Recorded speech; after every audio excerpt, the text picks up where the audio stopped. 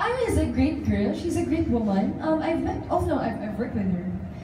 And if siya happy, I'd be here. I'd be happy for him as well.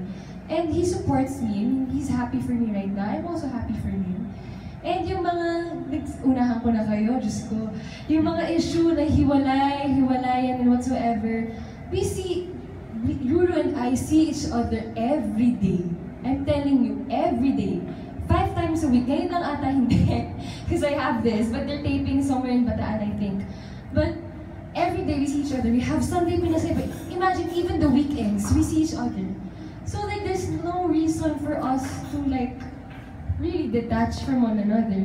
I can see no reason for them to create an issue regarding the both of us. So it's just so funny na naglalabasan yung mga ito just because we're doing projects separately. It's, for me, it's something you do as an artist to grow.